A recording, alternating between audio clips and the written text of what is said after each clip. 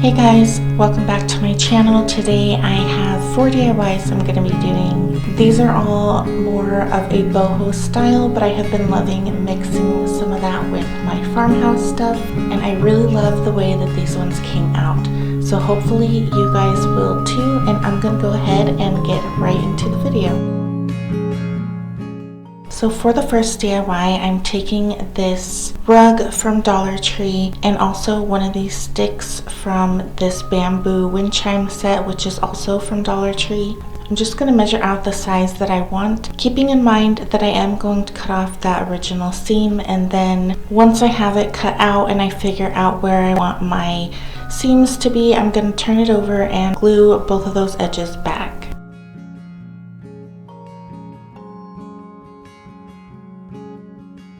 Then taking some white yarn from Dollar Tree, I'm just going to cut out a corner of a piece of poster board, and then I'm going to wrap the yarn all the way around that whole triangle piece and making sure to glue it down every couple of rows so that it doesn't unravel.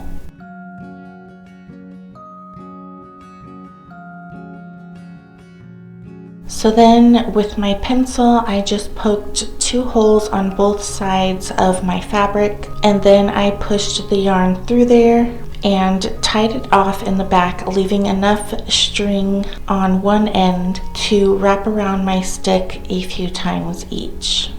So once I have those wrapped around, I'm just going to glue down the ends and also glue down the beginning of the string so that it doesn't come unrolled once I go to pick it up.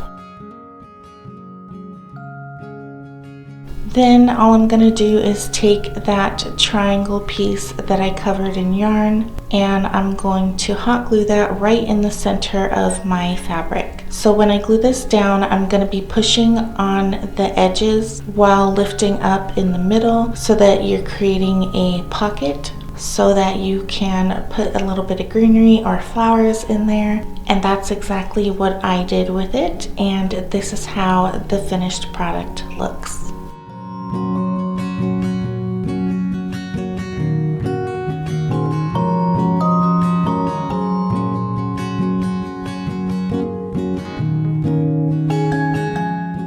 For the next DIY, I'm taking this little round sign I had got from the 99-cent store a while back, and I'm just going to cover it with this shelf liner from Dollar Tree.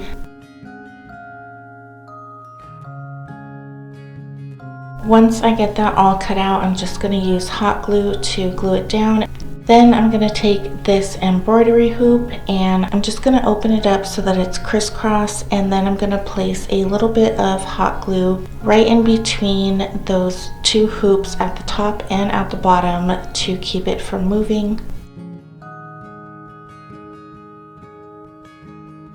Then I'm going to mark out where my tray is going to lay and put a little bit of hot glue. And if you're going to add a tassel to the bottom like I am doing, I suggest doing that first before gluing your tray in there, because mine did pop off when I was trying to get my hands in there to tie it around the bottom. So I would do the tassel first, and I just used something I had nearby to make a larger tassel.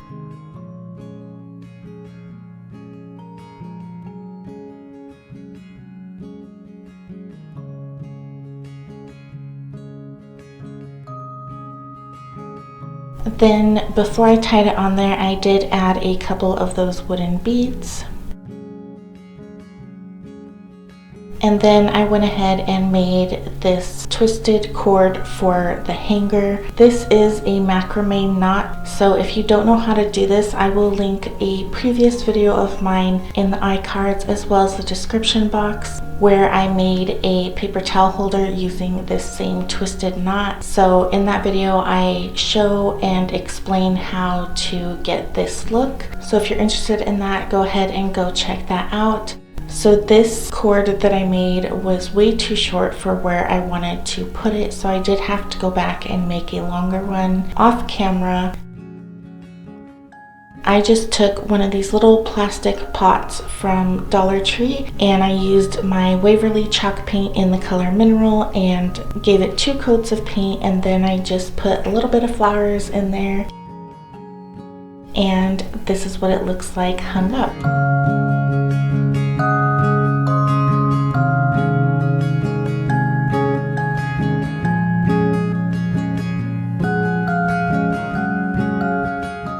For the next DIY, I'm using one of these old candles that I have been wanting to cover up for the longest time, and I saw this picture online and I thought that these were gorgeous and I thought that that would look really neat on my candle. So I decided to make an easier version of that since I don't know how to do more than 2 different macrame knots. So I decided to do something a little bit more DIY friendly.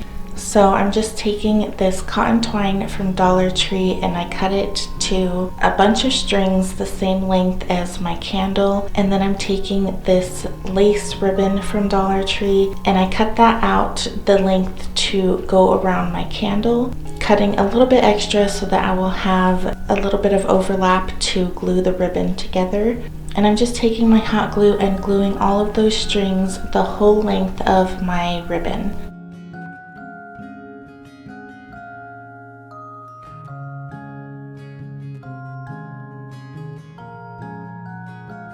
So then I just tied a string around the top of the candle, and then using a longer string I am going to tape off the end of it, and I'm gonna put it down through that top string that I tied around the candle and come down, and I'm gonna loop it through every 4th hole on that ribbon. So I'm gonna loop it coming in through the back and pulling it out through the front, and then I'm gonna go back up and loop it down through that string on top.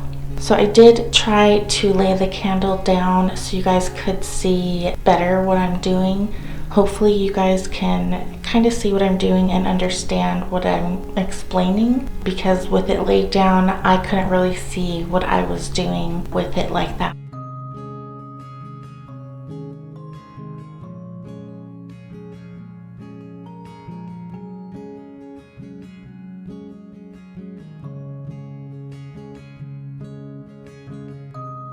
After you get this strung all the way around, you're going to go ahead and glue that ribbon together, making sure to line up those holes as best you can.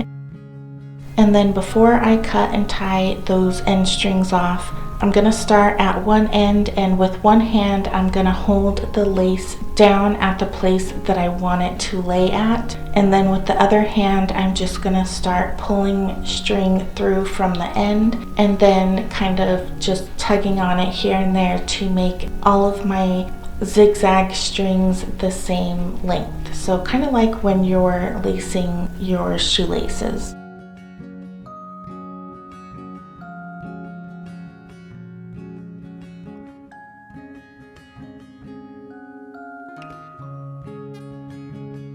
So once you get around to the other end, then you can go ahead, and I just tied those 2 pieces together, not in a knot. I just tied them together and then laid them flat, put a little bit of glue there, and then glued them just like that, so that it would look like one string instead of a knot being there. So then, of course, using more of these wooden beads, I'm just going to make a string of these that I can put on the top of this candle. I'm not connecting it to the rest of it. So after I do that, I just go through and cut the bottom. Now I wish I would have just cut straight across the length of the candle, but I was trying to do a zigzag pattern on the bottom and it didn't really work out. I think because I don't have a ton of strings hanging down, so you can't really see that, you know, I was trying to cut it in a zigzag pattern. So that's what I did with mine. I still think that this turned out really cute. I love the way that it looks, and I'm happy that I was able to kind of create that same vibe using these 2 Dollar Tree products. So for the last DIY, I'm using one of these smaller wreath forms that come in a pack of 2 from Dollar Tree. And I did have my husband use his heavy duty snips to cut off those 2 inner rings, and you can see that the little pieces of metal are still left attached to my wreath form, so I am going to be covering those up with yarn. So all I did was mark off 2 spots on that paper that I'm working on 20 inches apart, and I just pulled the yarn from the bundle and measured it from one point to the other, and then I just folded it in half and cut it. It was the fastest way I found to cut a bunch of long strings the same length. So after I cut a bunch of those, I just started looping them onto my wreath form, and then I realized that I need some string to hang down the bottom, so I went back and just alternated them, pulled one down, put one up, pulled one down, and then from there I just continued with that pattern with the rest of them that I added on. So once I got to that other point where that metal is still left on my metal hoop, I just went ahead and added some twine. Every 6 pieces of yarn I put a piece of twine, so I ended up putting 6 to start with. And then you guys will see later at the end I did go back and add a few more pieces of yarn and twine. So once you get all that done, I tied off the whole bottom bunch in a big knot, and I'm just leaning against that. I put it between my stomach and the table. That way it's holding the whole thing tightly so that I can pull up on the string tightly as I'm twisting it, because you are going to need to be able to pull on this and twist it very tightly. So get yourself a couple of things that are a little heavier so you can put them on different sections to hold them kind of tight.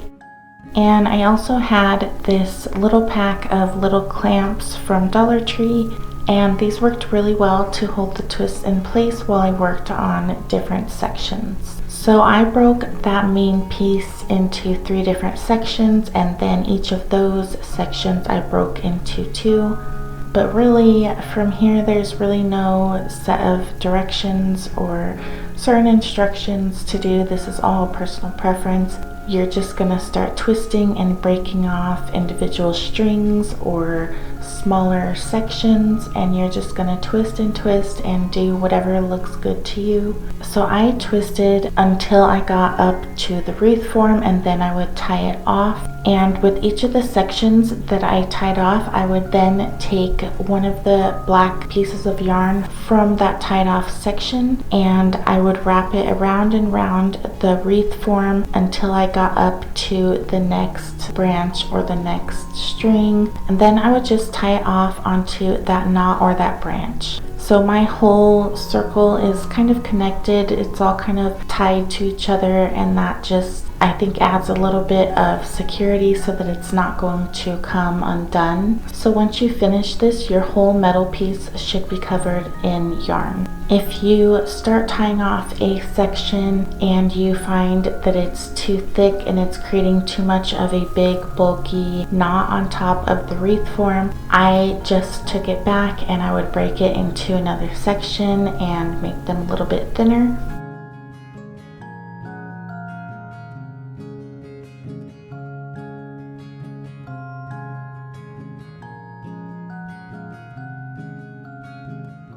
So after I got all of that done, I'm just taking some of this clear stretchy cord that I had left over, and I'm going to tie it really tightly around the ends of all of those knots that I have tied off. Then I went ahead and added some more yarn pieces and some more twine pieces. I just looped them onto the bottom, pushed them to the back, and then just started twisting them around the tree and the branches and tying it off wherever I felt that it looked good. I'm sorry if you can hear that yard work outside. There's been landscapers here, and I've just been trying to get this video done, so I'm sorry if you guys can hear that once I end up editing this.